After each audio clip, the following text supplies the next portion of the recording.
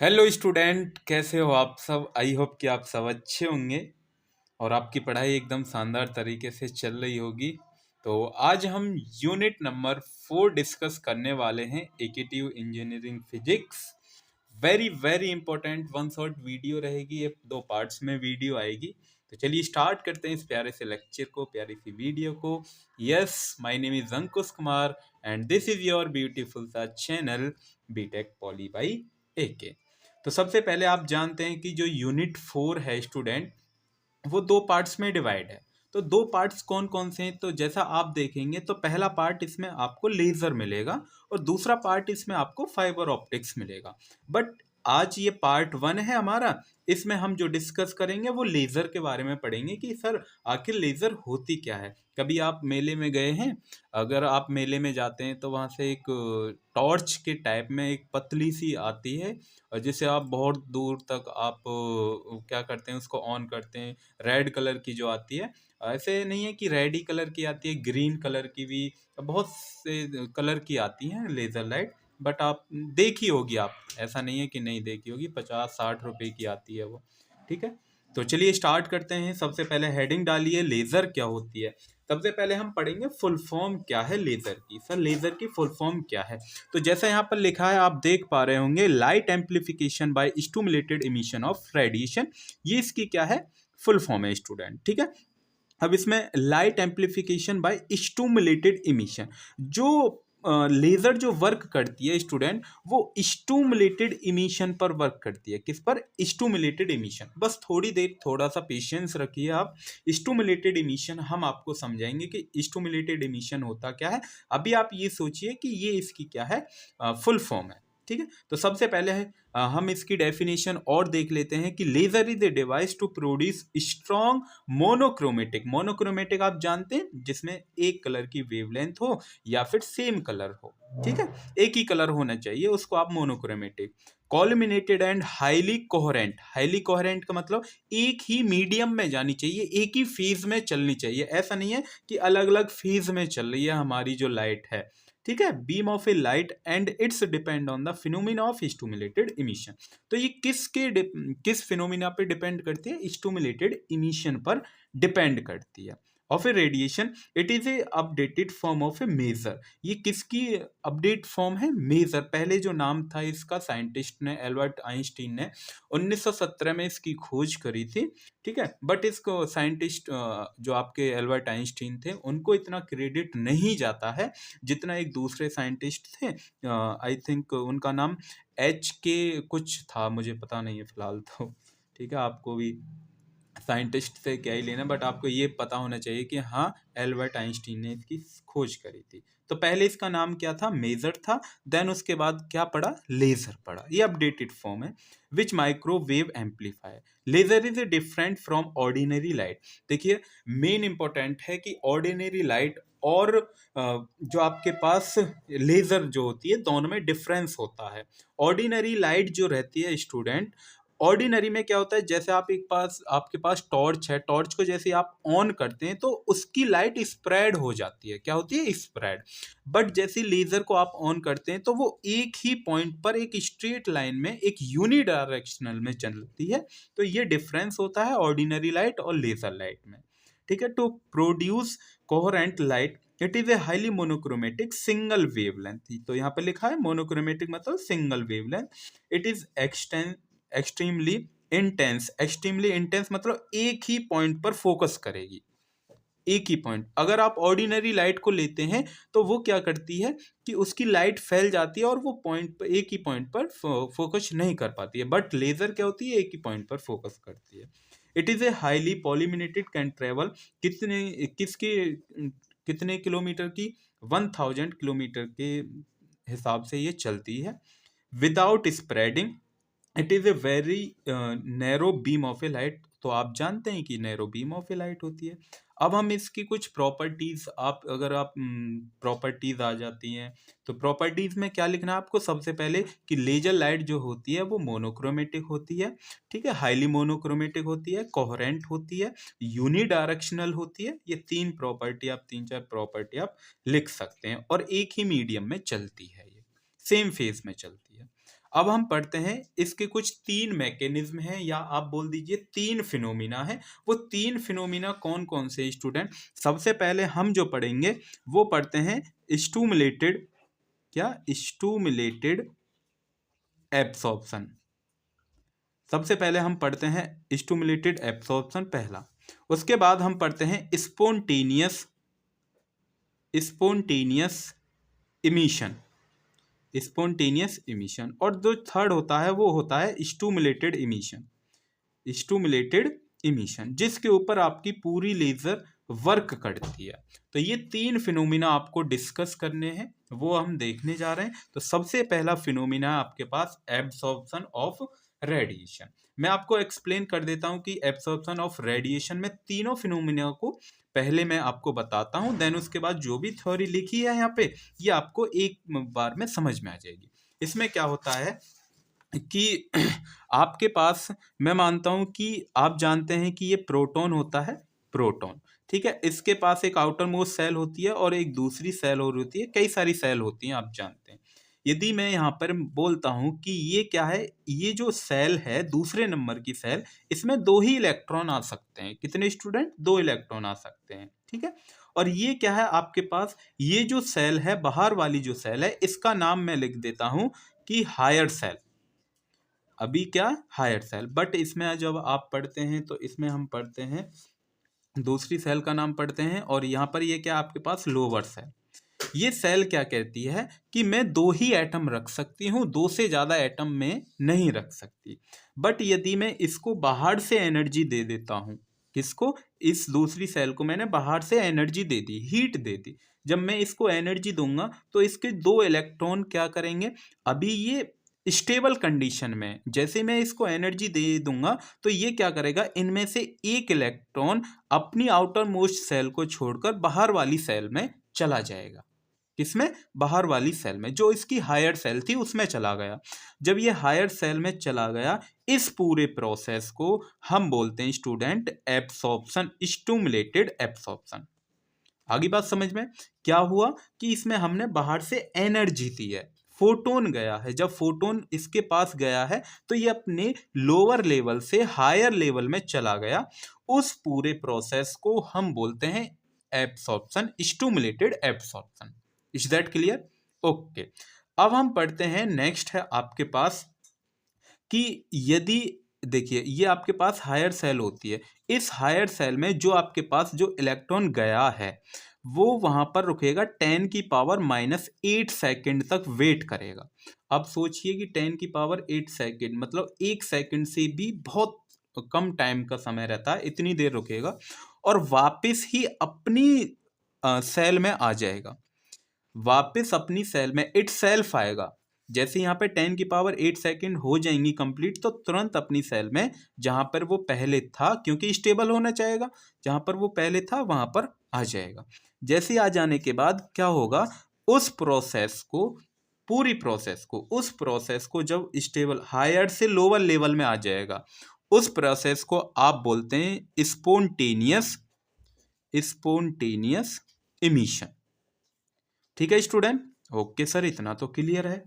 अब जब ये स्टूडेंट, मुझे एक बात बताइए, जब ये इलेक्ट्रॉन हायर सेल में था, अगर मैं इसको इतनी देर 10⁸ सेकंड रुकने ना दूं, उससे पहले मैं इसको एनर्जी दे दूं, उससे पहले मैं इसको क्या दे दूं? एनर्जी। तो उस पूरे प्रोसेस को एनर्जी देने के बाद, एनर्जी देने के बाद वो एटम कहां पर आ जाएगा? अपनी आउटर मोस्ट सेल में आ जाएगा। तो उस पूरे प्रोसेस को हम बोलते हैं स्टूडेंट स्टूमुलेटेड इमिशन। क्या बोलते हैं? Stimulated emission.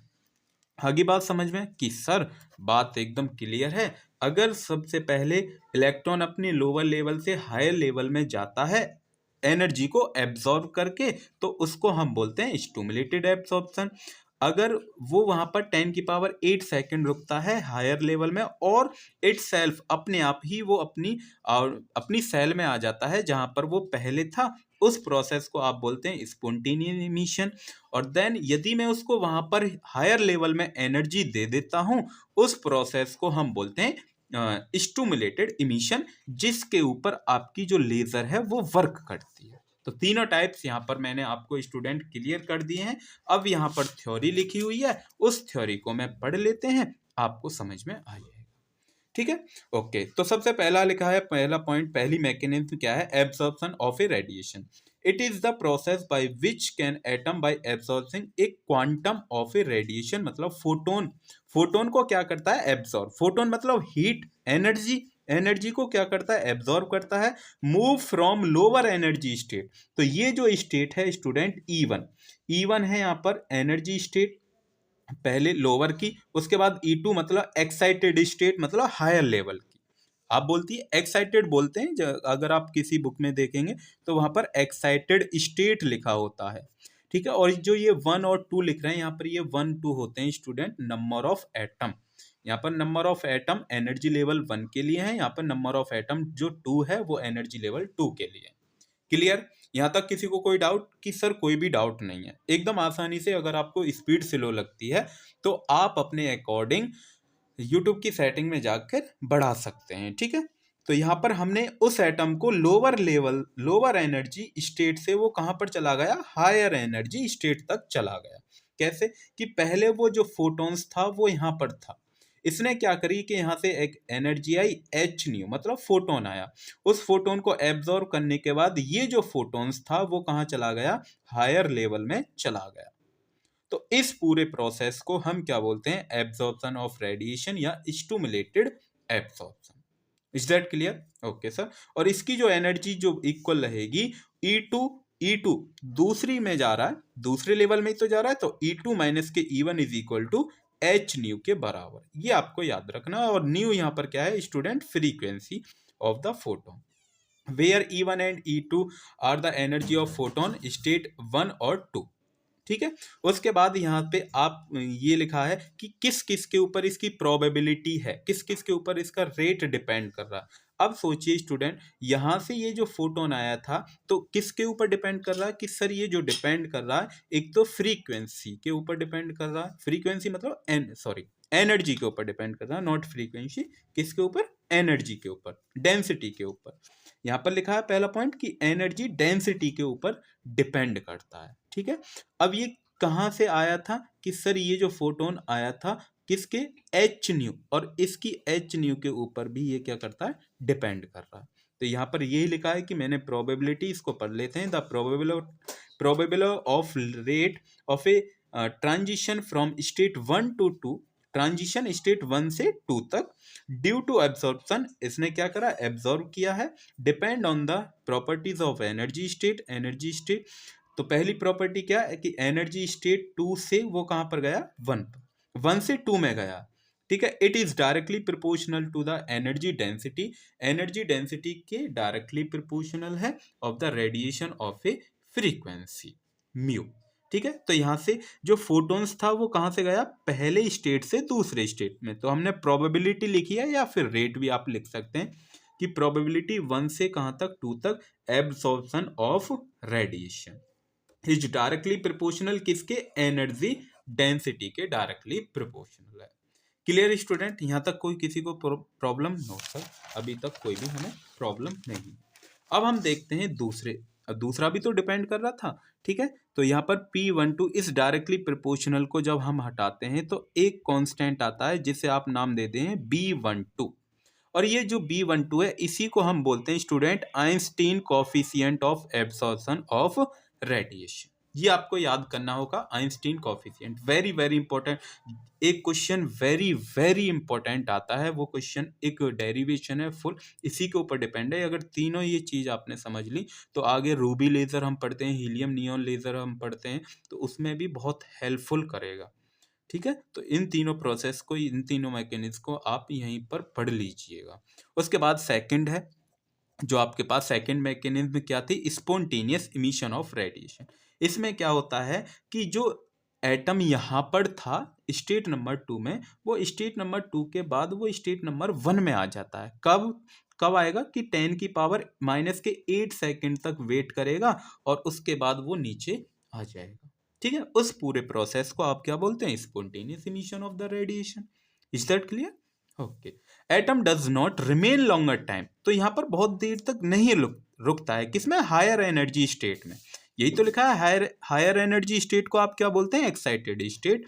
It then of its own jump to lower energy to the ground by the radiating of a photon. तो उसके बाद क्या होगा कि ये क्या करता है, जंप कर जाता है कहाँ से, हायर एनर्जी से लोअर एनर्जी में। और जब हायर से और लोअर में आएगा तो भाई पहले ही इसने एनर्जी ली थी, जब एनर्जी जब आएगा तो एनर्जी को क्या करता हुआ आएगा, रिलीज करता हुआ आएगा। तो एनर्जी क्या थी यहाँ पर, क्या लिया था उसने, फोटोन लिया था।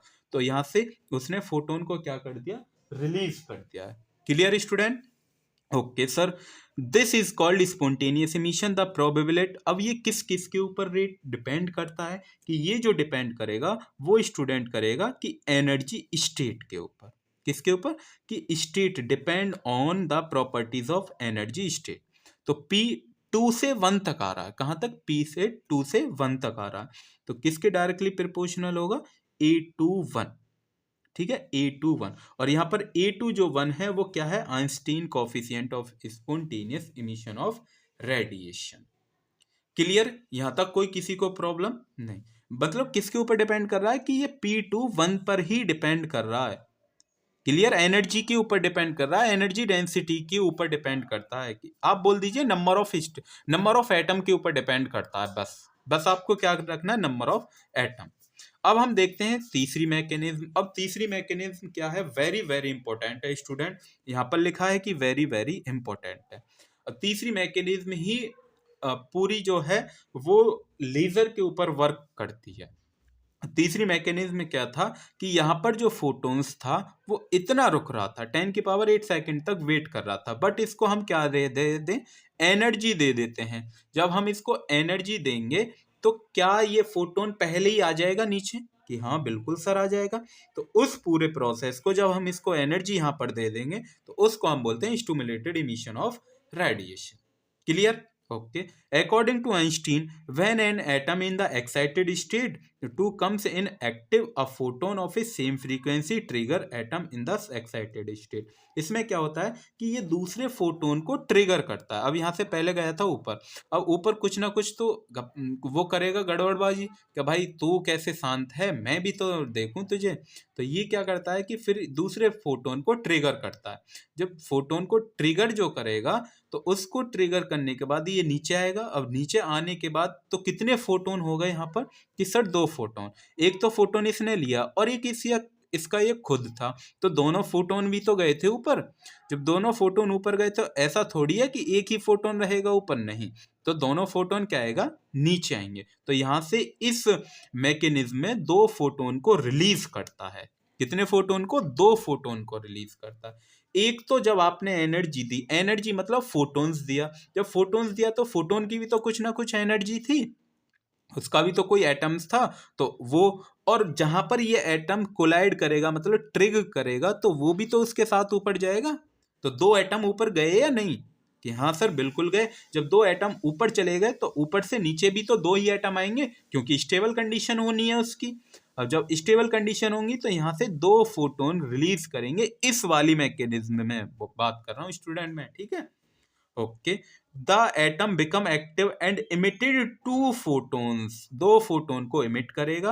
वन ऑफ ट्रिगिंग, जो ट्रिगर करा हुआ है photon, and other photon which is at absorb, और जो उसने एब्सॉर्ब किया है। बात क्लियर है? ओके सर, तो उस पूरे प्रोसेस को स्टिमुलेटेड इमिशन ऑफ रेडिएशन हम बोलते हैं। अब ये किस किस के ऊपर डिपेंड करती है, मतलब इसकी प्रोबेबिलिटी क्या होगी सर, या फिर आप बोल दीजिए रेट क्या होगा। तो सबसे पहले आप इसमें देखेंगे तो रेट जो है वो स्टेट के ऊपर डिपेंड कर रहा है। तो 2 से 1 तक ही तो आ रहा है, कहाँ से, 2 से 1 तक आ रहा है, ठीक है। और इसकी किस डेंसिटी, एनर्जी डेंसिटी के ऊपर भी डिपेंड करेगा। तो 2 चीजों के ऊपर डिपेंड करता है यहाँ पर, कि एक तो एनर्जी डेंसिटी के ऊपर डिपेंड करता है, ठीक है। तो जैसा आप यहाँ पर देख रहे होंगे, 2 फोटोन रिलीज करें, एक फोटोन ने क्या करा, यहाँ से एक फोटोन गया, एक फोटोन ट्रिगर हुआ, तो 2 फोटोन को इसने क्या कर दिया, रिलीज कर दिया। ये P21 is directly proportional to the mu mu mu u mu u mu क्या है यहाँ पर, यू जो म्यू है वो एनर्जी डेंसिटी है। क्या है, एनर्जी डेंसिटी, ठीक है। तो P21 stimulated emission of radiation P21 वो वहां पर भी था, वो स्पॉन्टेनियस इमिशन के लिए था। डायरेक्टली प्रोपोर्शनल को जब आप हटाएंगे तो B21 आएगा। जब B21 है यहाँ पर तो B21 क्या है, एक Einstein coefficient of stimulated emission of radiation. बात क्लियर कि हाँ सर क्लियर है। टोटल रेट क्या होगा सर, टोटल जो रेट होगा, टोटल इमिशन क्या होगा, टोटल रेट ऑफ इमिशन क्या है, rate of spontaneous emission plus rate of stimulated emission.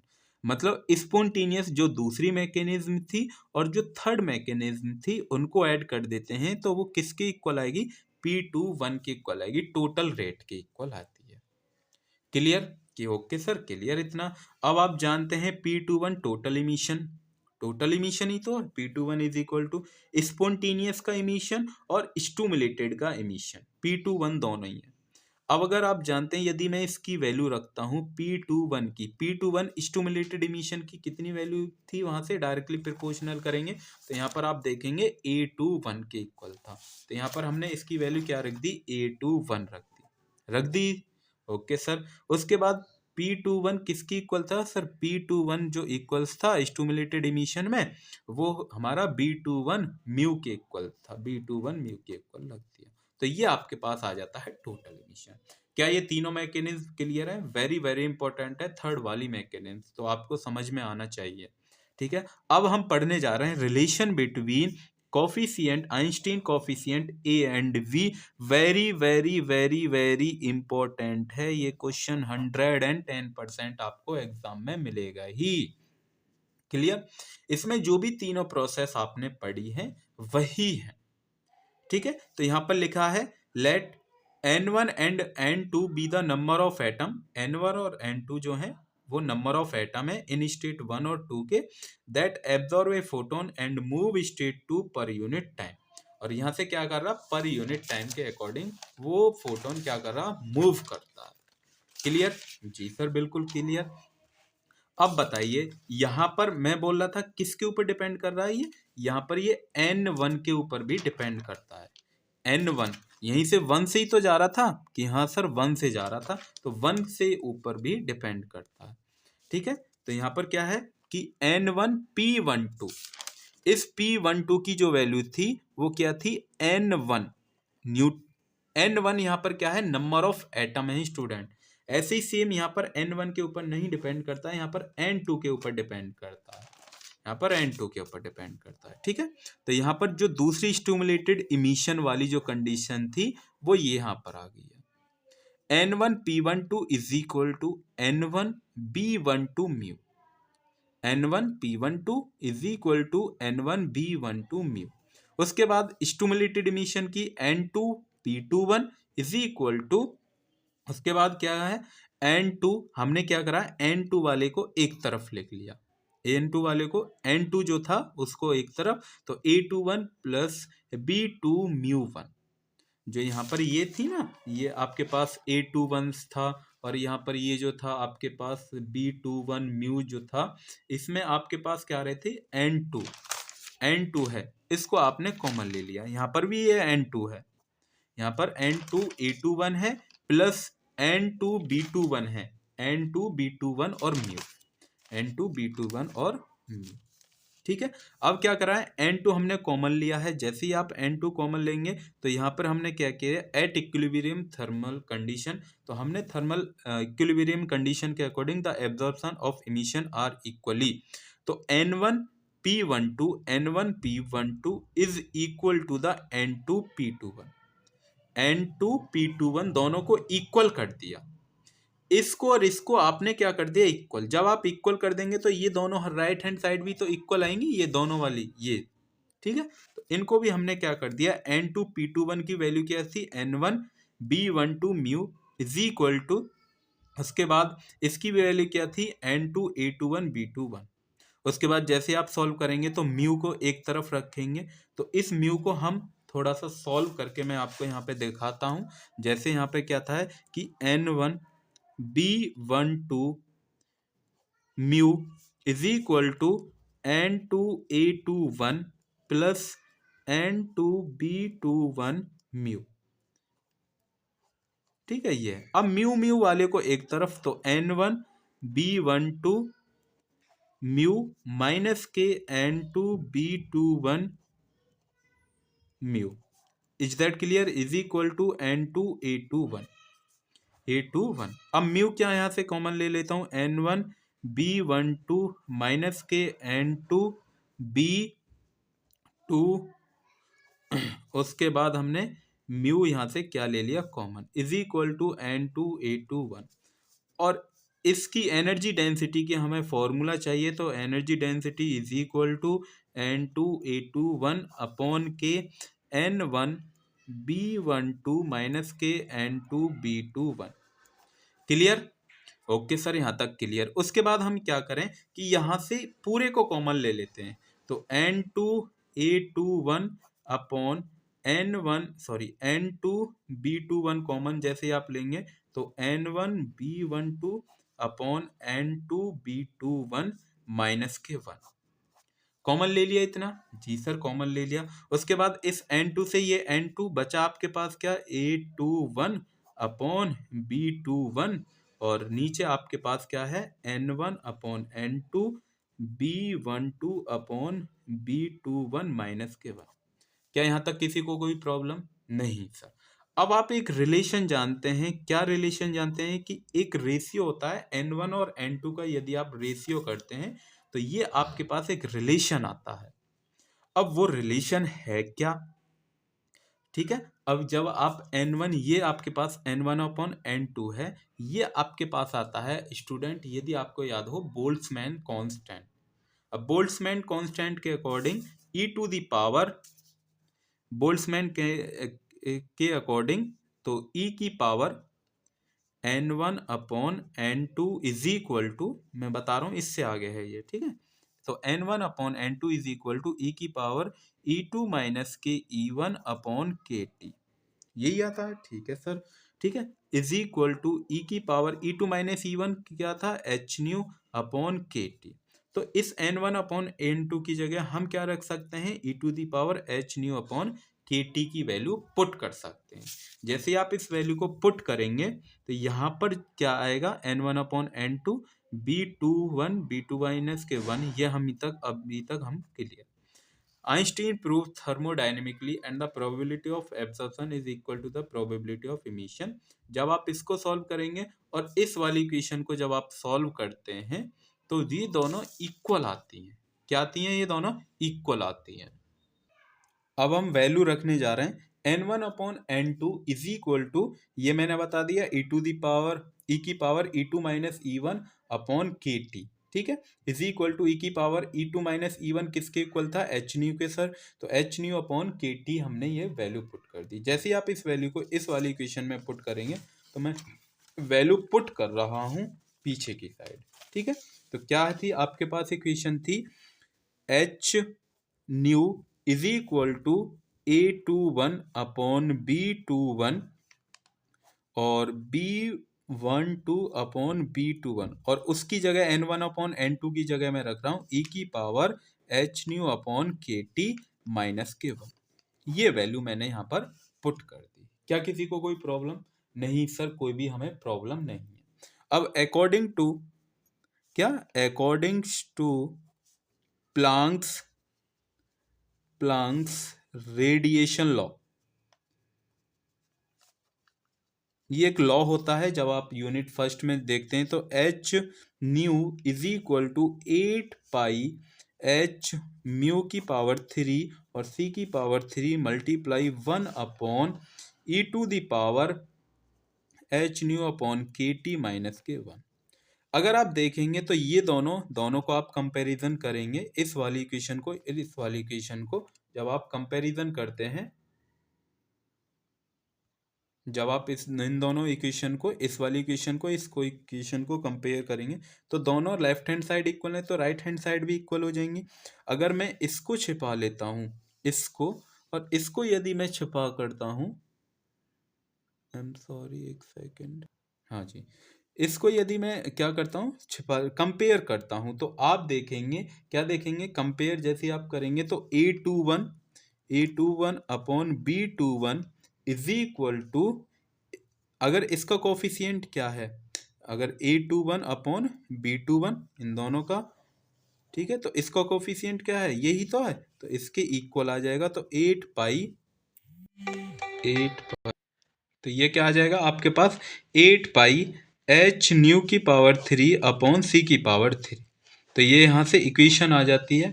ठीक है, अगर आप इसका कोफिशिएंट देखते हैं, यदि आप इससे कंपेयर करते हैं और इसके साथ, तो ये सेम है, ये चीज़ और ये चीज़ क्या है, सेम है। तो इसका कोफिशिएंट क्या हुआ, B12 अपॉन एक minute, B12 upon B21 is equal to 1, इसके इक्वल। और दोनों हम क्या कर देंगे, B12 is equal to B21, ये दोनों क्या आ जाएंगी, एक दूसरे के इक्वल आ जाती हैं। और यहाँ पर आपकी ये आइंस्टीन कोफिशिएंट यहाँ पर क्या हो जाता है, फिनिश हो जाता है, इक्वल आ जाता है एकदम। ठीक है ना, तो यहाँ पर ठीक है, ये मैंने पूरी डेरिवेशन आपको करा दी है, तो आप यहाँ से भी देख सकते हैं और वो वाली भी देख सकते हैं। ठीक है, यही है पूरी डेरिवेशन, आप देखेंगे तो ये डायरेक्टली प्रोपोर्शनल इसके है, ये आपके पास इक्वेशन आ जाती है पूरी। क्लियर। उसके बाद हम पढ़ते हैं main component of laser, very very important, population inversion क्या होता है। अब पॉपुलेशन इन्वर्जन मैं आपको एक्सप्लेन कर देता हूं। कैसे सर, कैसे करेंगे आप एक्सप्लेन, ये तो बता दीजिए। कि सपोज आपके पास ये दो E1 और ये आपके पास N1 और ये आपके पास N2 है, सॉरी E2 है इधर, और इधर क्या है, N2 है। ठीक है सर, बिल्कुल सही है। यहाँ पर मैं मानता हूँ कि नंबर ऑफ फोटोन क्या है, कम है, और यहाँ पर नंबर ऑफ फोटोन मतलब नंबर ऑफ इलेक्ट्रॉन्स क्या है, वो ज़्यादा है।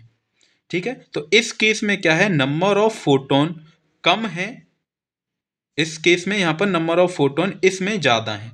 इस स्टेट में N1 में क्या है, ज़्यादा, किससे, N2 से ज़्यादा है। आगे बात समझ में कि सर यहाँ तक तो हमें कोई प्रॉब्लम नहीं है, कि कोई दिक्कत नहीं है कि यहाँ पर ज़्यादा है। तो N1 में फोटोन जो है मतलब एटम जो है वो क्या है, ज़्यादा है। ये आपके पास नॉर्मल पॉपुलेशन है, नॉर्मल पॉपुलेशन है। ठीक है ना। अगर मैं आपसे यह बोलता हूं कि यदि ये पॉपुलेशन, यदि मैं इसको क्या दे देता हूं, एनर्जी दे देता हूं, क्या दे दी, एनर्जी। जब मैं इसको एनर्जी दे दूंगा तो यहाँ के एटम कहाँ जाएंगे, दूसरी वाली स्टेट में। तो यहाँ तो कुछ ही एटम बच जाएंगे, कि हाँ जी सर कुछ एटम यहाँ पर बच जाएंगे। तो ये पूरे एटम कहाँ आ गए, आपके पास ऊपर आ गए। अब क्या हुआ कि N2 की ज़्यादा हो गई संख्या N1 से, मतलब नंबर ऑफ फोटोन्स जो दूसरी स्टेट में थे वो ज़्यादा हो गए, किसके कंपैरिजन में, नंबर ऑफ फर्स्ट के कंपैरिजन में। तो यहाँ पर ये जो प्रोसेस है, इस प्रोसेस को आप बोलते हैं पॉपुलेशन इन्वर्जन। क्लियर, एकदम फील हुआ ना, अंदर से फील। तो इस पूरे प्रोसेस को आप कैसे बोल सकते हैं, it is a process in which number of photon in state या number of atom in the state number 2 is higher या is much greater than the number of atom in the lower state. Lower state कौन सी थी आपकी, state 1। ठीक है, तो this is known as a population inversion. तो ये आप डायग्राम भी वहां बना के आ सकते हैं। Clear, okay sir clear. तो पॉपुलेशन इन्वर्जन की यहाँ पर डेफिनेशन लिखी हुई है, इसको आप देख लीजिए। Under ordinary condition of thermal equilibrium of the number of atom in the lower energy, number of atom in the lower energy state is much is more compare to the number of atom in higher state. ठीक है, तो क्या रहेंगे उसमें, ordinary state में क्या रहेंगे, मोर atom रहेंगे, किसमें, स्टेट नंबर 1 में, किसके कंपैरिजन में, higher energy. That is the population of atom at lower energy state is more than the population in excited state. और एक्साइटेड स्टेट जो रहेगी उसमें पॉपुलेशन जो एटम रहेंगे वो क्या रहेंगे, ज़्यादा रहेंगे। Under this normal condition, the incident photon is more likely to the absorb than the emitted. If, however, the applying some method, we can make of atom more in higher state, excited state to be more as compared to the number of photon in the ground state. तो यहाँ पर क्या हो रहा है, making N1 तो then population inversion is achieve, तब आपको वहां पर क्या मिलेगा, पॉपुलेशन इन्वर्जन मिल जाएगा। क्योंकि यहाँ पर N1 में नंबर ऑफ फोटॉन्स क्या है, कम है as compare to the state number 2। State number 2 में ज्यादा है फोटोन, तो वहां पर आपको पॉपुलेशन इन्वर्जन मिल जाता है। उसी को आप क्या बोलते हैं, population inversion. Energy state between which population inversion is achieved are called negative temperature state। अब इसको पंपिंग क्या होती है सर, पंपिंग भी देख लेते हैं। बिल्कुल सर, पंपिंग देख लीजिए। पंपिंग में क्या होता है, देखिए, the process of achieve population inversion, एक पॉपुलेशन इन्वर्जन की प्रोसेस को आप बोलते हैं पंपिंग। प्रोसेस क्या क्या process, achieve population inversion is called pumping of atom. अब कई प्रकार की पंपिंग होती है, अब देख लेते हैं कौन कौन सी। 5 प्रकार की यहाँ पर लिखी है, बट आपके एग्जाम में 5 प्रकार की पंपिंग नहीं आती है, बट आपको क्या करनी है, 2 ही प्रकार की पंपिंग पढ़नी है। सबसे पहली ऑप्टिकल पंपिंग। ऑप्टिकल पंपिंग को हम यूज करते हैं स्टूडेंट रूबी लेजर में। किसमें student, ruby laser. Electrical pumping को हम हीलियम नियॉन लेजर जब हम पढ़ेंगे तब वहां पर पढ़ेंगे, ठीक है, अभी भी देखेंगे थोड़ी बहुत।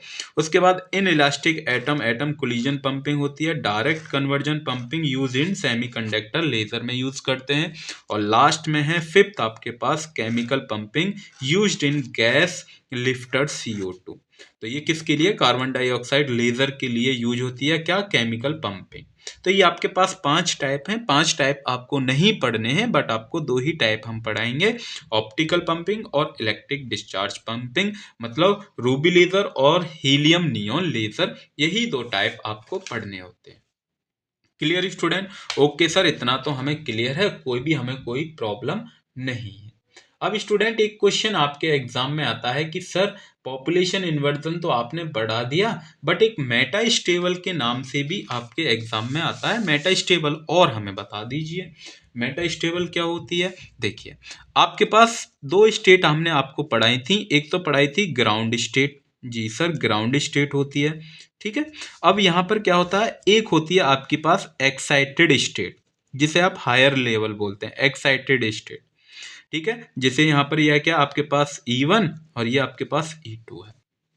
क्लियर स्टूडेंट, अब इन दोनों के बीच में, ग्राउंड स्टेट और एक्साइटेड स्टेट के बीच में एक स्टेट और होती है, जिसे आप बोलते हैं Meta stable state. Meta stable state, यहाँ से क्या होता है, आप जानते हैं इसका मीन टाइम जो रहता है 10⁸ सेकंड रहता है, और इसका जो मीन टाइम है मेटा स्टेबल स्टेट का, वो स्टूडेंट रहता है 10⁻³ सेकंड तक एटम यहाँ पर रहेगा। क्लियर है, तो आप बोल सकते हैं कि जो भी एटम ग्राउंड स्टेट से एक्साइटेड स्टेट में जाएगा और उसके बाद वो कहाँ पर आएगा, मेटा स्टेबल स्टेट में। तो मेटा स्टेबल स्टेट का जो टाइम है वो ज़्यादा है as compare to excited state, ठीक है ना। तो यहाँ पर हमें क्या मिल जाएगा, तो जितने भी इलेक्ट्रॉन्स थे यहाँ पर, कहाँ पर, मेटा स्टेबल में आ जाते हैं। मेटा स्टेबल में क्या आ जाएंगे, जितने भी एक्साइटेड स्टेट के जो भी एटम्स थे वो किस में पहुंच जाते हैं, मेटा स्टेबल में। तो मेटा स्टेबल और ग्राउंड स्टेट के बीच में आपको क्या मिल जाएगा, पॉपुलेशन इन्वर्जन। जब पॉपुलेशन इन्वर्जन आपको मिल जाएगा तो यहाँ से हमें स्टिमुलेटेड इमिशन मिलता है, और यहीं से आपको लेजर लाइट मिल जाती है। यहाँ तक किसी को कोई प्रॉब्लम नहीं सर, कोई भी प्रॉब्लम अभी तक हमें है नहीं। तो आपको टाइम याद रखना है कि इसका टाइम कितना रहता है, कि सर बिल्कुल, और हमने आपको पंपिंग भी पढ़ा दी। पंपिंग हमने 5 प्रकार की पढ़ाई है, बट आपको 2 ही प्रकार की आपके एग्जाम में, जब आप रूबी लेजर और हीलियम नियॉन लेजर आप पढ़ेंगे तब हम आपको और ज़्यादा डिटेल में ऑप्टिकल पंपिंग और इलेक्ट्रिकल डिस्चार्ज पंपिंग भी पढ़ाएंगे। अभी हम देखते हैं एक्टिव सब्सटेंस और कैविटी रेजोनेटर क्या होता है। क्लियर स्टूडेंट, ओके सर, मतलब एक तरीका से आप बोल सकते हैं कि कंपोनेंट ऑफ लेजर में क्या क्या कंपोनेंट यूज होते हैं उसको हम देखते हैं। अब लेजर लाइट जब आप बनाई जाती है तो स्टूडेंट उसमें जो रहता है आपके पास तो सबसे पहले हम पढ़ेंगे कंपोनेंट ऑफ लेज़र कि लेज़र को बनाने में किस किस कंपोनेंट की नीड होती है। ठीक है, तो कुछ कंपोनेंट हैं, बट मेनली जो कंपोनेंट होते हैं वो स्टूडेंट 3 कंपोनेंट ही होते हैं। सबसे पहला आता है स्टूडेंट एक्टिव मीडियम। क्या आता है आपके पास? Active medium. यहाँ पर एक बीच में होता है एक्टिव मीडियम। अब इस एक्टिव मीडियम के दोनों तरफ जो लगाया जाता है वो 2 मिरर लगाए जाते हैं, और जो 2 मिरर हैं वो अलग अलग टाइप के होते हैं। अलग अलग टाइप सर, कौन कौन से टाइप के? तो सबसे पहला ये जो मिरर लगाया जाता है वो रिफ्लेक्टेड पार्शियली रिफ्लेक्टिंग मिरर लगाया जाता है। और ये जो दूसरा मिरर है वो फुली रिफ्लेक्टिंग मिरर लगाया जाता है। क्या? फुली रिफ्लेक्टिंग मिरर लगाया जाता है। ठीक है, तो यहाँ पर 2 मिरर हमने आपको लगा दिए, ये 2 मिरर होते हैं, और इन दोनों मिरर को हम कनेक्ट कर देते हैं किससे? एक रेजोनेंट कैविटी, मतलब कैथोड से हमने कनेक्ट कर दिया, और ऊपर से आती है पंपिंग सोर्स। क्या है? पंपिंग सोर्स है। ऊपर से क्या है? पंपिंग। पंपिंग हम जो जहां पर हमें पॉपुलेशन इन्वर्जन मिलेगा उसको ही तो बोलते हैं कि हाँ सर, बिल्कुल उसी को बोलते हैं। तो ये सबसे पहले क्या है, आपके पास एक्टिव मीडियम होने चाहिए। उसके बाद 2 मिरर आपने लगाए हैं। 2 मिरर कौन से? फुली रिफ्लेक्टिंग मिरर है, दूसरा पार्शियली रिफ्लेक्टिंग मिरर है। देन उसके बाद ऊपर से पंपिंग। पंपिंग मतलब जहां पर हमें पॉपुलेशन इन्वर्जन मिलेगा, और उसके बाद रेजोनेंट कैविटी है। क्लियर? ओके सर, इतना क्लियर। अब हम पढ़ लेते हैं एक्टिव सब्सटेंस क्या होता है। यहाँ पर एक्टिव सब्सटेंस लिखा हुआ है ना, कि हाँ जी सर लिखा हुआ है। तो एक्टिव सब्सटेंस और cavity resonator very very important है। कैविटी रेजोनेटर तो वेरी वेरी इंपॉर्टेंट है। तो यहाँ पर a system in which population inversion is achieve is called active substance. जहां पर आपको पॉपुलेशन इन्वर्जन मिलेगा उसको आप क्या बोलते हैं? एक्टिव सब्सटेंस बोलते हैं। और पॉपुलेशन इन्वर्जन कहाँ मिलेगा सर? पॉपुलेशन इन्वर्जन मिलेगा एक्टिव मीडियम के अंदर, उसको आप क्या बोलते हैं? Active substance. जहां पर आपको एक ऐसा सिस्टम जहां पर जिसमें हमें पॉपुलेशन इन्वर्जन मिलता है, अचीव होता है, उसको एक्टिव सब्सटेंस बोलते हैं। द एक्टिव मीडियम की बात आ रही है, जो अभी डायग्राम दिखाया हमने आपको। कौन सा डायग्राम? ये आप डायग्राम साइड में देख पा रहे होंगे। ठीक है, तो active medium of a working of substance in resonate cavity consist of a collection of atom और ए मॉलिक्यूल और ion and able to amplify light waves. तो ये हमारे क्या करते हैं? कंसिस्ट करता है किसको? मॉलिक्यूल्स, एटम, आयंस को क्या करता है? क्या करता है? एम्पलीफाई करता है लाइट की wave. The working substance must have Meta stable state, और वो इलेक्ट्रॉन्स जो हैं सब किस में चले जाते हैं? मेटा स्टेबल स्टेट में आ जाते हैं। So that the population inversion में अचीव, वहां पर आपको क्या मिल जाता है? पॉपुलेशन इन्वर्जन आपको मिल जाता है। ठीक है, in laser active medium is place in a specially design cylinder tube called resonate cavity. तो उसको आप क्या बोलते हैं? रेजोनेट कैविटी बोलते हैं। ठीक है, this cavity consist of a pair of a mirror facing each other is partially and is the fully surface. और मैंने आपको बताया कि यहाँ पर 2 मिरर होते हैं, एक फुली और एक रिफ्लेक्टिंग मिरर। यहाँ पर हमने पार्शियली रिफ्लेक्टिंग मिरर लगाया। ठीक है, and intense beam can emerge out, और वहां से क्या आ जाती है? एक इंटेंस बीम इमर्ज आउट होती है। This cavity resonator make the energy density large. ये जो रेजोनेट कैविटी होती है वो क्या करती है? एनर्जी डेंसिटी को बनाए रखती है, बनाती है। Stimulated emission dominated over spontaneous emission, वहां से हमें स्टूमुलेटेड इमिशन मिलता है। उस पूरे प्रोसेस को हम क्या बोलते हैं? Cavity resonator and active substance बोलते हैं। तो दोनों क्लियर चीज हो गई। एक्टिव सब्सटेंस क्या होता है? जिसमें पॉपुलेशन इन्वर्जन मिलता है उसे एक्टिव सब्सटेंस। कैविटी रेजोनेटर क्या होता है? कैविटी रेजोनेटर होता है कि आपको 2 मिरर हैं, 2 मिरर को आप कनेक्ट कर देते हैं, और वो कनेक्ट करने के बाद क्या होता है? वहां से एनर्जी हमें बनाए रखते हैं, एनर्जी को बनाते हैं, उसको आप रेजोनेट कैविटी बोलते हैं। ठीक है, कोई दिक्कत कि सर कोई भी प्रॉब्लम नहीं है अभी तक? हमें एकदम बढ़िया समझ में आ रहा है। ठीक है, देन उसके बाद हम पढ़ते हैं स्टूडेंट, अब हम पढ़ेंगे रूबी लेजर। क्या क्या पढ़ेंगे? Ruby laser. अब सर रूबी लेजर क्या है? रूबी लेजर में जो स्टूडेंट, रूबी लेजर जो सबसे पहले जो फर्स्ट लेजर है ये आपकी, आप सबसे पहले अगर कोई आपसे पूछता है कि what is the first laser, तो आपको बतानी है कि रूबी लेजर। रूबी लेजर जो जो दी थी वो टी एच मेन ने दी थी। कब दी थी? 1960 में। जो मैं बता रहा था ना, साइंटिस्ट जो था एक एल्बर्ट आइंस्टीन के, मतलब एल्बर्ट आइंस्टीन ने तो इसकी खोज करी थी, बट उनको क्रेडिट इतना नहीं जाता है। अब क्रेडिट कितना किसको जाता है? T H main. कौन से? T.H main. ठीक है, टी एच मेन कब दी थी? 1960 में। 1917 में एल्बर्ट आइंस्टीन ने कह दिया कि हाँ, लेजर नाम का कोई होता है, कुछ सब्सटेंस होता है। तो अब सबसे पहले अब हम रूबी लेजर की कुछ मेन कैरेक्टरिस्टिक मैं आपको बता देता हूं कि रूबी लेजर की मेन कैरेक्टरिस्टिक क्या होती है। कि ये जो सबसे पहले जो वर्क करती है वो सॉलिड स्टेट के ऊपर वर्क करती है। किसके ऊपर? सॉलिड स्टेट लेजर होती है। क्या? Solid state laser. और ये जो लेजर होती है वो 3 लेवल की लेजर होती है, 3 लेवल। अब 3 लेवल कौन कौन सी? 3 लेवल होते हैं आपके पास। सबसे पहला ग्राउंड स्टेट होता है, दूसरा कौन सा आता है? एक्साइटेड स्टेट, और तीसरा मेटा स्टेबल स्टेट। क्लियर? और जहां पर पॉपुलेशन जो इन्वर्जन जो मिलेगा वो हमें मिलता है ऑप्टिकल पंपिंग। अभी हमने पंपिंग आपको पढ़ाया, पंपिंग के अंदर ऑप्टिकल पंपिंग जो पढ़ाया था, वहां पर ये कंपोनेंट इसका यूज होता है। पॉपुलेशन इन्वर्जन जो मिलेगा वो कहाँ पर मिलेगा? ऑप्टिकल पंपिंग की तरफ से मिलेगा। और यहाँ पर जो इसका जो आउटपुट आपको मिलेगा, क्या मिलेगा? आउटपुट जो मिलता है वो पल्स की फॉर्म में मिलता है। पल्स की फॉर्म में।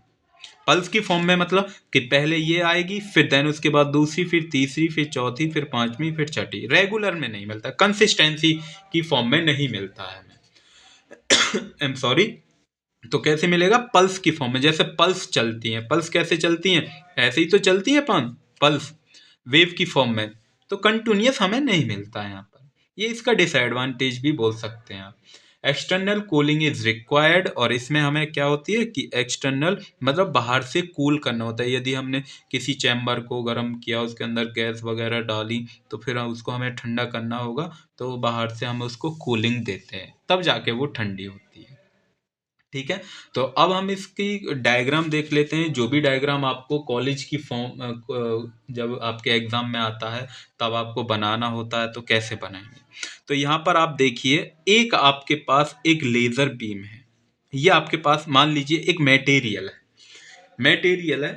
मटेरियल में क्या है कि यहाँ से आपको एक लेजर मिलेगी। क्या मिलेगी? कि यहाँ पर कोई भी इसके अंदर गैस भरी जाएगी, और गैस वो क्या है आपके पास? जियोन। जियोन फ्लैश लैंप है ये। ठीक है, इसके अंदर गैस है। ठीक है, दोनों तरफ मिरर लगाए गए हैं। एक पार्शियली सिल्वर्ड मिरर है, एक फुली सिल्वर्ड मिरर है। और ये आपके पास फ्लैश लैंप लगाया गया है। ये जो लपेटा गया है ये फ्लैश लैंप है। यहाँ से क्या होता है कि यहाँ से जो आता है आपके पास करंट। क्या आता है स्टूडेंट? करंट, ऑप्टिकल पंपिंग की तरह। ठीक है, क्या आता है? करंट आएगा। तो इसमें कौन सी गैस भरी जाती है? Xenon flash lamp. ठीक है, Cr3 पॉजिटिव आयन होता है। Cr3 पॉजिटिव, ये इसका मेन आयंस है। ठीक है। तो thus in ruby laser population inversion is achieved by using optical pumping. Optical pumping की वजह से यहाँ पर क्या होता है? वो क्या होता है? पॉपुलेशन इन्वर्जन आपको मिलता है। अब हम देखते हैं इसकी कंस्ट्रक्शन बनाया क्या क्या है, कैसे। डायग्राम तो आपने देख लिया कि सर बिल्कुल। तो कंस्ट्रक्शन क्या है? वेरी वेरी इंपॉर्टेंट है, बार बार बोल रहा हूँ, वेरी वेरी इंपॉर्टेंट है। रूबी लेजर और हीलियम नियोन लेजर तो बिल्कुल भी आपको स्किप करके नहीं जानी है। ठीक है। तो कंस्ट्रक्शन क्या है? Ruby laser is a based on 3 energy level. मैंने अभी आपको बताया कि 3 एनर्जी लेवल पर वर्क करती है ruby laser. It consist of a pink ruby laser.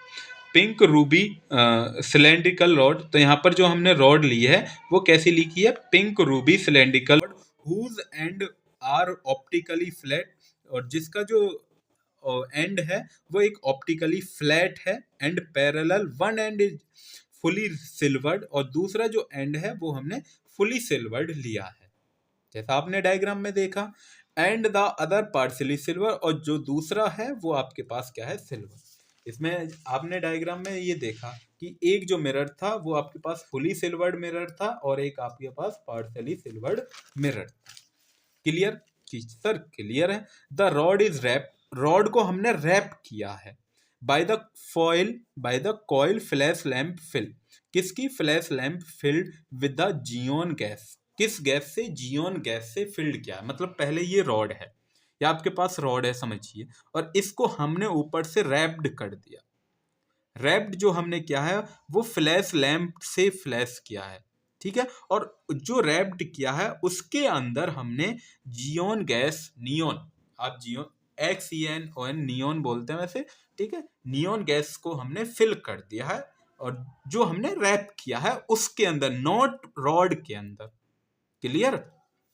The Ruby rod is basically Al2O3 crystal doped with 0.05%। अगर हम, जो आपके पास रूबी रॉड थी वो बेसिकली जो क्रिस्टल थे उसके अंदर जो हम क्रिस्टल डालेंगे वो कितने? 0.05% डालेंगे।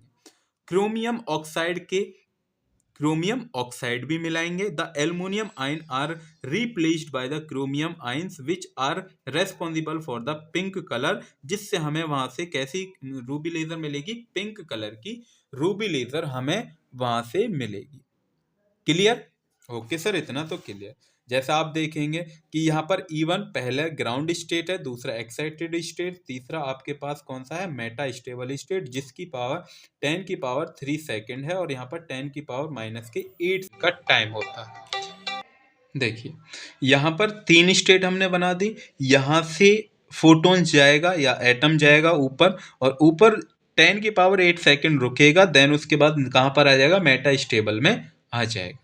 ठीक है, जैसे ही मेटा स्टेबल में आ जाएगा तो यहाँ से एक इलेक्ट्रॉन गया और एक इलेक्ट्रॉन लिया, 2 इलेक्ट्रॉन ऊपर गए। ट्रिगर वाला जो था वो ऊपर गया है और दूसरा वाला, ठीक है। 1 मिनट रुकना जरा, हाँ जी, ठीक है। तो ऊपर जैसे ही जाने के बाद तो 2 फोटोन नीचे आएंगे। अगर एक फोटोन गया है तो 2 फोटोन नीचे, 2 फोटोन जाएंगे तो 4, 3 जाएंगे तो 6, 4 जाएंगे, ठीक है ना। तो 2 जाएंगे तो 4 आएंगे और 3 जाएंगे तो 6 आएंगे और 10 गए तो 20 आएंगे। तो सेम ऐसे ये प्रोसेस चलता रहता है। और उसके बाद यहाँ पर इसके बीच में और इसके बीच में किस किस के? मेटा स्टेबल और एक्स ग्राउंड स्टेट के बीच में आपको पॉपुलेशन इन्वर्जन मिलेगा।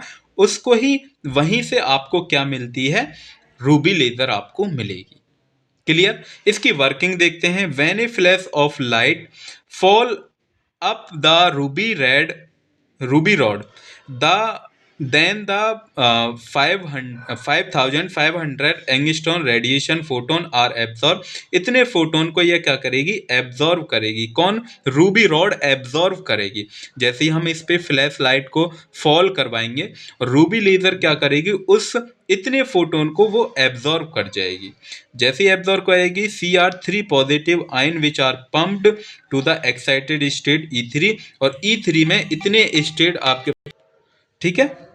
तो एक्साइटेड स्टेट E3 में जो जो इलेक्ट्रॉन जो एब्जॉर्ब होने के बाद कौन सा आएगा? Cr3 पॉजिटिव, ठीक है। द ट्रांजिशन फ्रॉम E1 से E3, E1 से कहाँ तक? E3 तक। तो E1 से E3 क्रोमियम गया है, Cr3 पॉजिटिव एटम गया है, is the optical pumping transition. तो ये जो प्रोसेस है, ये जो प्रोसेस है, इसको हम बोलते हैं ऑप्टिकल पंपिंग, ठीक है। ऑप्टिकल पंपिंग कहाँ से? ऑप्टिकल पंपिंग 1 से 3 तक गया है, 1 से 3 is optical pumping at the excited state Cr3 positive ion lose is at energy in the form of a heat. तो हीट की फॉर्म में वो एनर्जी को लूज कर देगा to crystal lattice and then comes to the metastable state E2, और उसके बाद वो किस में आ जाएगा? मेटा स्टेबल E2 में यहाँ पर आ जाएगा। Then the transition from E3 से E2, इसके बीच में आपको जो ट्रांजिशन मिलेगी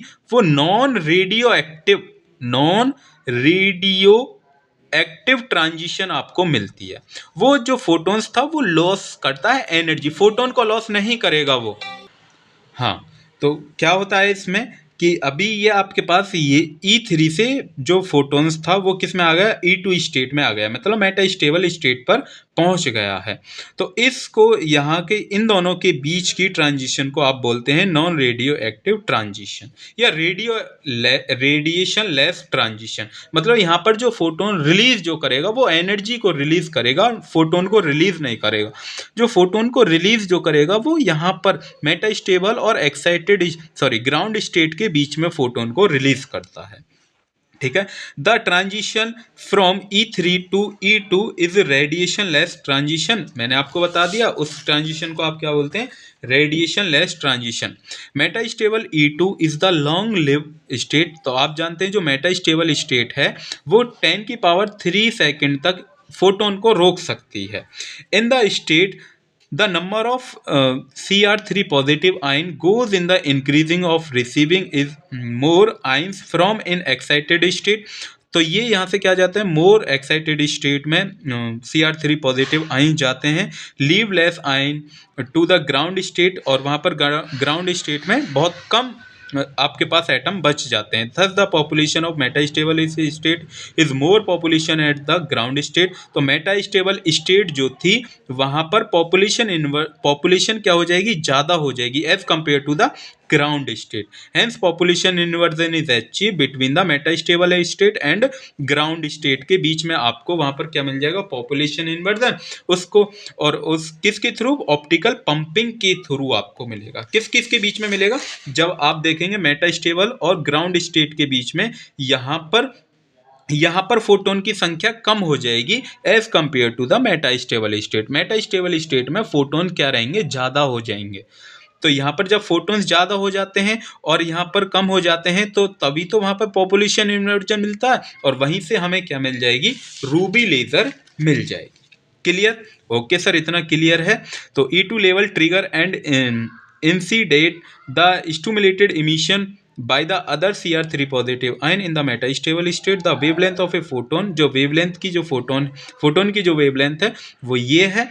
this photon travels through the ruby rod, और ये जो फोटोन है वो Ruby rod, it move along the axial direction and repeatedly reflecting। this resulted amplified strong laser beam of a wavelength 6943 angstrom. This stimulated transition, तो वहाँ से क्या मिलेगा, स्टिमुलेटेड ट्रांजिशन, और लेज़र आपको मिल जाएगी। तो लेज़र आपको वहाँ से मिल जाएगी। अब ड्रॉबैक क्या क्या थी, जो ड्रॉबैक्स थी, रूबी लेज़र वो एक कंटिन्यूस लेज़र नहीं दे रही थी, ये ड्रॉबैक्स थी। इट रिक्वायर हायर पंपिंग, और ये हायर पंपिंग मांग रही थी। इसको जो पंपिंग्स थी वो एकदम हायर एनर्जी चाहिए थी, हायर पंपिंग मांग।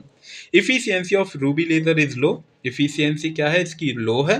ठीक है। As ruby laser is a crystalline laser so it has an crystal defect. तो रूबी लेज़र क्या है, क्रिस्टलाइन डिफेक्ट है, तो इसी की वजह से क्या है, ये क्रिस्टल डिफेक्ट हो जाती है। तो इसलिए यहाँ पर रूबी लेज़र क्या हो जाती है, फेल हो जाती है। अब आती है आपके पास हीलियम नियॉन लेज़र।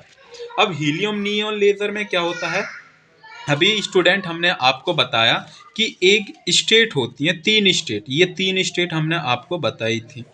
ठीक है। तो सबसे पहली ये आपके पास थी ग्राउंड स्टेट, और दूसरे नंबर की आपके पास थी एक्साइटेड स्टेट, और तीसरे नंबर की थी मेटास्टेबल स्टेट थी। अब एक चौथे नंबर की और स्टेट होती है। देखिए जैसे हम यहाँ से जाएंगे तो मेटास्टेबल स्टेट, इसको आप बोल सकते हैं अपर मेटास्टेबल स्टेट। इसको आप क्या बोल सकते हैं, लोअर मेटास्टेबल स्टेट नहीं बोल सकते, मेटास्टेबल स्टेट नहीं बोल सकते कि सर, बिल्कुल बोल सकते हैं। ठीक है। तो इसमें 4 स्टेट हो जाती हैं। जो आप हीलियम नियॉन लेज़र पढ़ेंगे तो इसमें 4 स्टेट हैं। तो जैसे आप E1, और ये आपके पास E2, ये आपके पास E3, और ये आपके पास E4, तो 4 स्टेट इसमें हो जाती हैं। अब आपको जो पॉपुलेशन इन्वर्जन जो मिलेगा वो E2 और E1 के बीच में आपको मिलेगा, E1 और E2 के बीच में आपको मिलेगा। वहीं से आपको लेज़र, यहाँ से फोटोन क्या चले जाते हैं। ये आप डायग्राम आप थोड़ा बढ़िया तरीका से अपने एग्जाम में भी बना सकते हैं, ऐसा नहीं है नहीं। तो यहाँ पर तो ऑप्टिकल पंपिंग ही होता है। क्या होता है, इलेक्ट्रिकल पंपिंग।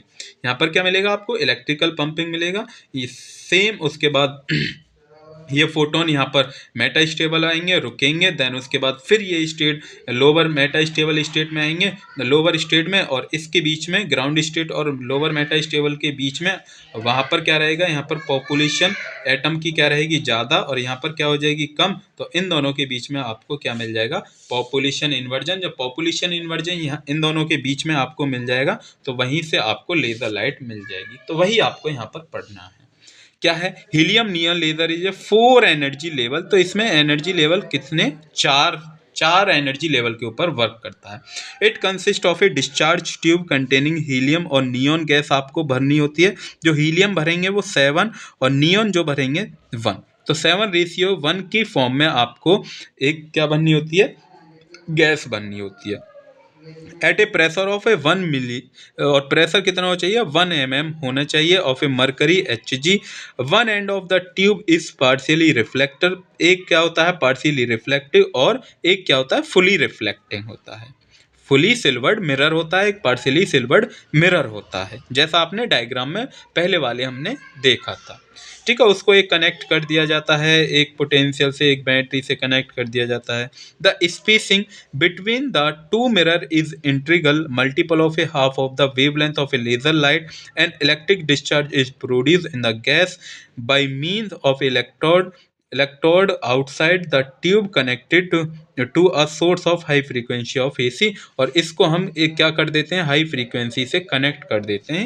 यही तक लिखा है। 2 रोड को हमने क्या करा, ये जो 2 मिरर्स थे इनको आप 2 रोड लेते हैं, उससे कैथोड और एनोड को आप एक कनेक्ट कर देते हैं, जिससे वहाँ से क्या होती है, एक हाई फ्रीक्वेंसी ऑफ AC से हम कनेक्ट कर देते हैं। It has electric discharge pumping. तो वहाँ पर क्या होती है, इलेक्ट्रिक डिस्चार्ज पंपिंग मिलती है, जिसकी वजह से हमें क्या मिलता है, कंटिन्यूअस लेज़र मिलती है।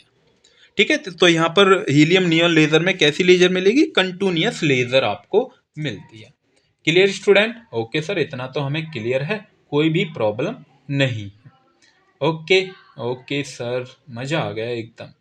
ठीक है तो ये कैसी लेज़र होती है कि गैस के ऊपर डिपेंड करती है, 4 लेवल होते हैं, इलेक्ट्रिकल पंपिंग होती है, इसमें आउटपुट जो मिलता है वो कंटिन्यूअस मिलता है, और एक्सटर्नल कूलिंग की कोई रिक्वायरमेंट नहीं होती है। ठीक है, बट उससे पहले हमें रूबी लेज़र जब हमने आपको पढ़ाया था वहाँ पर एक्सटर्नल उसकी रिक्वायरमेंट पड़ रही थी। अभी क्या होता है, ग्राउंड स्टेट से हीलियम का एटम ऊपर जाएगा, फिर वो मेटा स्टेबल स्टेट में आएगा, और उसके बाद यही प्रोसेस जो ऊपर पहले वाले प्रोसेस में चल रही थी। तो यहाँ पर देखिए, ग्राउंड स्टेट के बाद ऊपर गया एटम, तो ऊपर इसकी एनर्जी इतनी होती है 20.66 इलेक्ट्रॉन वोल्ट इसकी एनर्जी। देन उसके बाद ये नियॉन जो एटम है वो नीचे आता है, उसकी एनर्जी इतनी बच जाती है। ठीक है, यहाँ से इतनी एनर्जी रिलीज हो जाती है, ये जो एंगस्ट्रॉन है ये। तो इस ट्रांजिशन का नाम हम दे देते हैं laser transition metastable state बोलते हैं इसको। सब मेटा स्टेबल स्टेट किसी किसी बुक में आप देखेंगे अपर भी बोलते हैं। जब मैंने आपको बताया कि अपर मेटा स्टेबल स्टेट या लोअर मेटा स्टेबल स्टेट, जो भी आपको ठीक लगे। यहाँ से जो एनर्जी इसके जो बीच में आपको जो ट्रांजिशन मिलेगा वो नॉन रेडियो एक्टिव ट्रांजिशन मिलेगा, या रेडिएशन लेस इमिशन भी बोल सकते हैं। सेम ऐसे यहाँ पर जो मिलेगा, सेम जो ऊपर मिलेगा वहीं नीचे आपको मिलेगा radiation less transition. Working when an electric discharge pass through the gas, the electron in discharge tube collide with helium neon atom। और यहाँ पर जैसे हम इस गैस को चैम्बर के अंदर भर देंगे, इस डायग्राम में गैस को हमने हीलियम नियॉन को भर दिया और इलेक्ट्रिक करंट पास कराया, तो हीलियम और नियॉन के एटम क्या होंगे, आपस में कोलाइड करेंगे। जब कोलाइड करेंगे then the metastable state of energy, metastable state की एनर्जी इतनी होती है रेस्पेक्टिवली। ठीक है, इतने से इतनी 20.66 इलेक्ट्रॉन वोल्ट इसकी मेटा स्टेबल स्टेट की वो एनर्जी होती है। अबव द ग्राउंड स्टेट के ऊपर some of the excited helium atom कहाँ चले जाता है, एक्साइटेड स्टेट में चले जाता है। Their energy to unexcited neon atom by collision के अकॉर्डिंग वो नीचे आ जाता है। Thus lighter helium atom help in achieving a population inversion in the heavier neon atom. उसके बाद क्या होता है, पॉपुलेशन इन्वर्जन आपको मिल जाता है।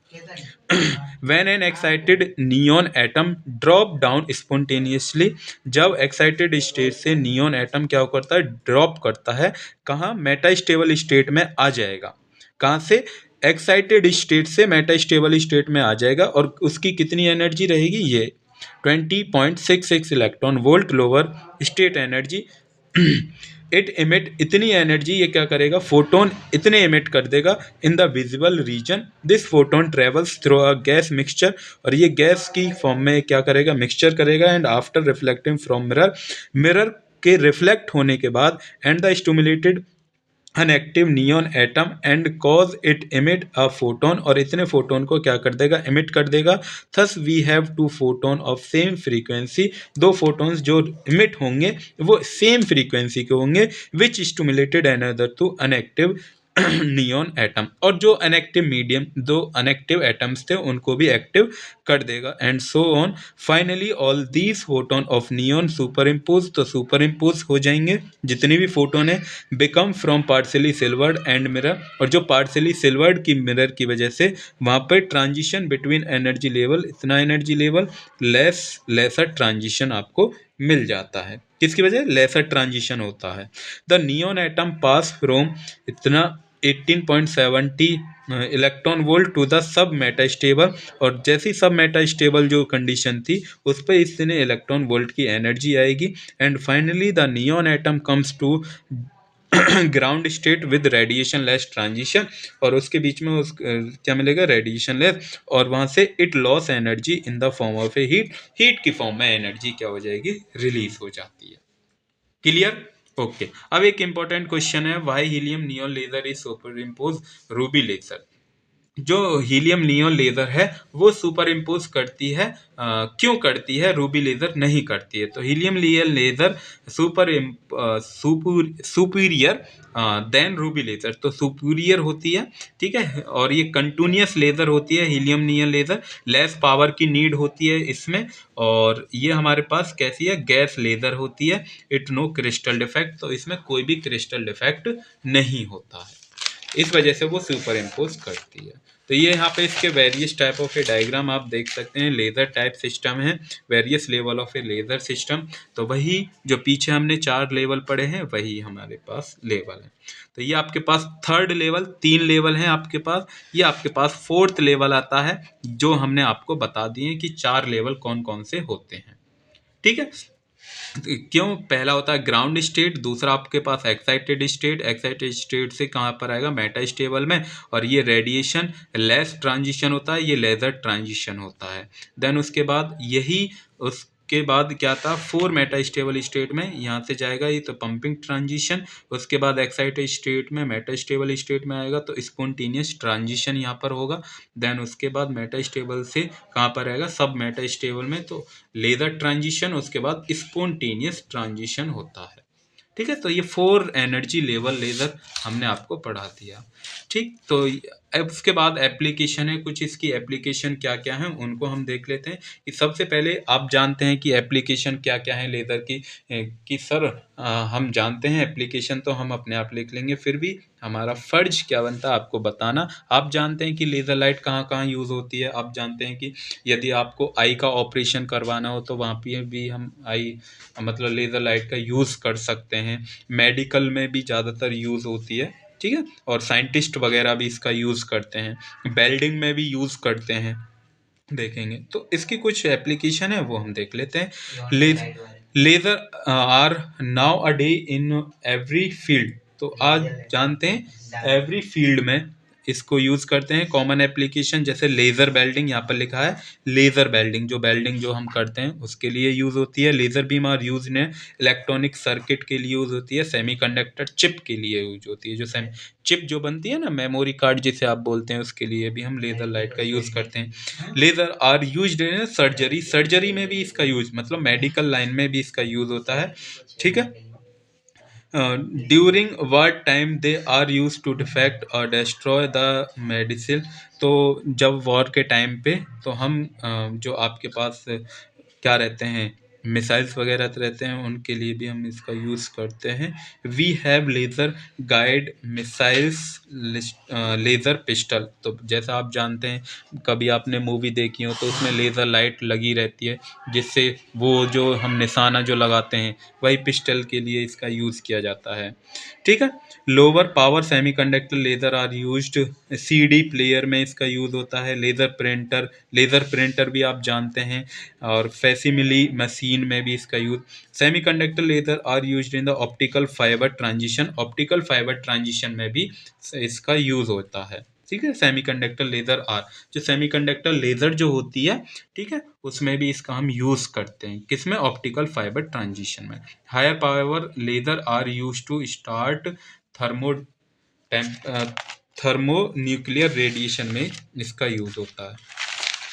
देन उसके बाद है दो तीन और हैं इसके, तो आप देख सकते हैं कि laser are use to read bar code in market वगैरह में भी इसका यूज़ होता है। 3D डायमेंशन, यदि आपको 3D इमेज आपको दिखानी होती है तो उसके लिए भी आपको इसका यूज़ कर सकते हैं। तो प्रॉपर्टीज़ ऑफ लेजर की कुछ प्रॉपर्टीज़ हैं, मैंने आपको वैसे स्टार्टिंग में आपको बता दी थी, बट यहाँ पर एक बार और देख लीजिए, क्योंकि वेरी वेरी इंपॉर्टेंट है। प्रॉपर्टीज़ आपको मिल जाती हैं एग्जाम टाइम में देखने के लिए। तो सबसे पहले तो आप लिख सकते हैं कि हाईली मोनोक्रोमेटिक लाइट होती है, मतलब एक ही कलर की लाइट होती है। They have a high degree of coherent light होती है।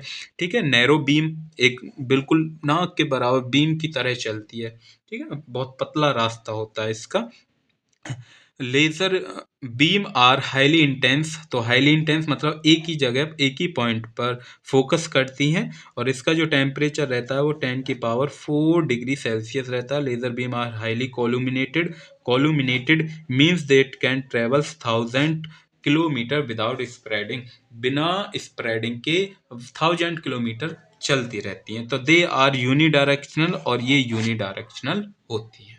तो आई होप कि आपको लेज़र मेरी तरफ से यही था, और इसके कुछ इंपॉर्टेंट क्वेश्चन हम आपको करा देंगे। तो जल्दी से जल्दी इंपॉर्टेंट क्वेश्चन लाएंगे। ये हमारा यूनिट नंबर 4 का जो AKTU के सिलेबस के अकॉर्डिंग है, ठीक है, उसके अकॉर्डिंग ये यूनिट नंबर 4 लेज़र और फाइबर ऑप्टिक्स का पार्ट 1 था। पार्ट 2 जल्द ही अपलोड हम कर देंगे। तो और इसके कुछ इंपॉर्टेंट क्वेश्चन जो लेज़र से रिलेटेड हैं वो भी हम जल्द से जल्द अपलोड कर देंगे। तब तक के लिए आपको पढ़ाई करते रहना है, और एकदम मज़े के साथ पढ़ाई करनी है। ठीक है ना? तो तब तक के लिए पढ़ाई करते रहिए। All the very best. मिलते हैं फिर नेक्स्ट लेक्चर में नेक्स्ट वीडियो के साथ, और प्यारे से टॉपिक के साथ। कौन सा टॉपिक होने वाला है? Fibre optics. चलिए, थैंक यू।